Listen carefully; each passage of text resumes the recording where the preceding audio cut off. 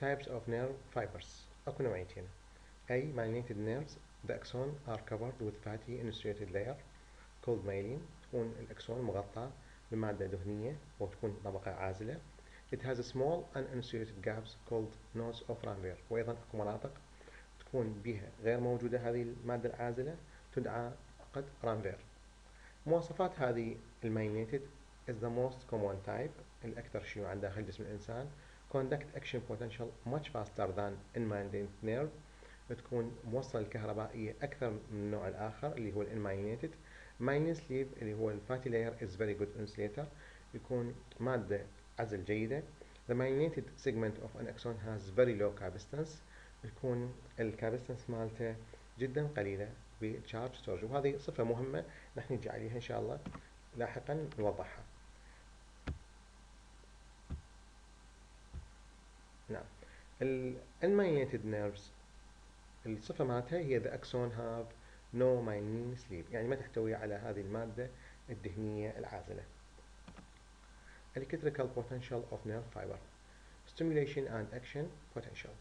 If the axon is slightly stimulated at some point, a small action potential is taking place. إذا كان صار عندنا stimulation في نقطة معينة زين للأكسون راح يصير عندنا a small action potential لكن صغير. At some point في نقطة محددة a small action is sent along the axon in both directions but it's attenuated rapidly. يعني هذا الإشارة الكهربائية يمكن أن تنتقل بالاتجاهين بالنسبة للأكسون، أما باتجاه السيل بودي أو بالاتجاه الآخر، لكن يمكن أن يصير بها attenuation لأنه هي ضعيفة. but if the stimulation is great enough، لكن هذا الstimulation إذا كان قوي بما فيه الكفاية the action potential is transmitted without attenuation. الحين يستمر هذا الأكشن potential بدون ما يصير به attenuation اللي هو التوهين as shown in the following. The action potential decrease in amplitude as it travels through a myelinated segment. الأكشن potential خلال انتقاله راح يصير به قلة بالسعة خلال رحلته داخل myelinated segment. The reduced signal then acts like stimulus at the next of Ranvier gap to restore the action potential to its original size and shape. راح اكو قسم من الإشارة راح تطلع خارج النيرف أو خارج الأكسون، بعدين لما تتقوى راح ترجع مرة ثانية. طبعا خروجها راح يكون في منطقة النود أوف رانفير، بعدين بالنود الآخر راح ترجع للإشارة الأصلية تعمل على تقويتها، وهذه العملية راح تستمر على طول الأكسون. This process repeats along the axon، وهذه تدعى saltatory conduction، يسموها saltatory conduction.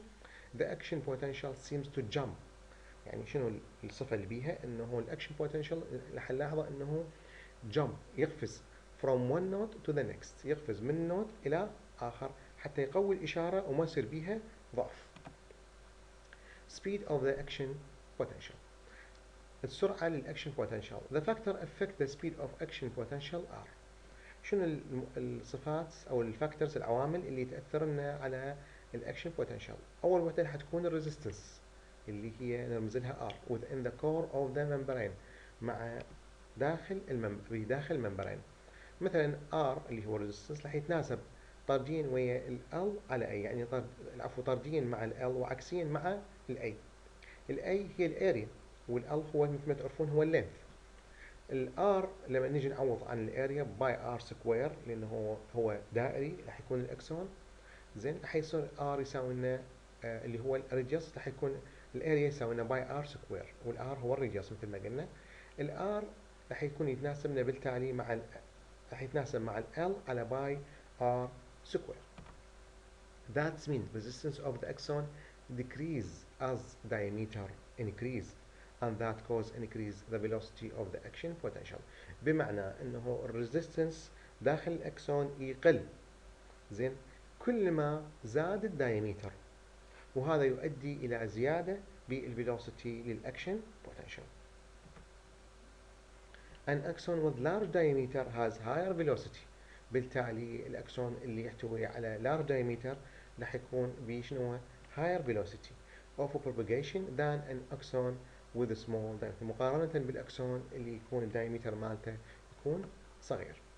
نجي على الجزء الآخر اللي يأثر لنا على الفيلوسيتي اللي هو الكابستنس.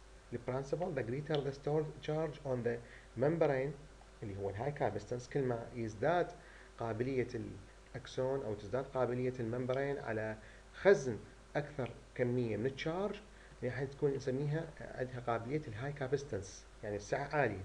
the longer it take to depolarize، راح تاخذ وقت إضافي حتى يصير بها عملية depolarized and thus the slower the propagation speed، وهذا يؤدي إلى قلة في سرعة الأكشن potential. But the charge storage in myelinated nerve fiber is very small، لكن التشارج ستورج منطقة المايلين مثل ما نوهنا قبل شوية هو يكون قليل compared with unmyelinated مقارنة بالunmyelinated fiber.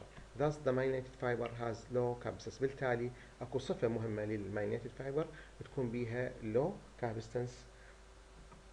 The conduction speed and action potential in the myelinated fiber is many times faster، وهذه صفة للمايلينيتد انه تكون بيها السرعة many times كذا مرة اكثر مقارنة بالان مايلينيتد.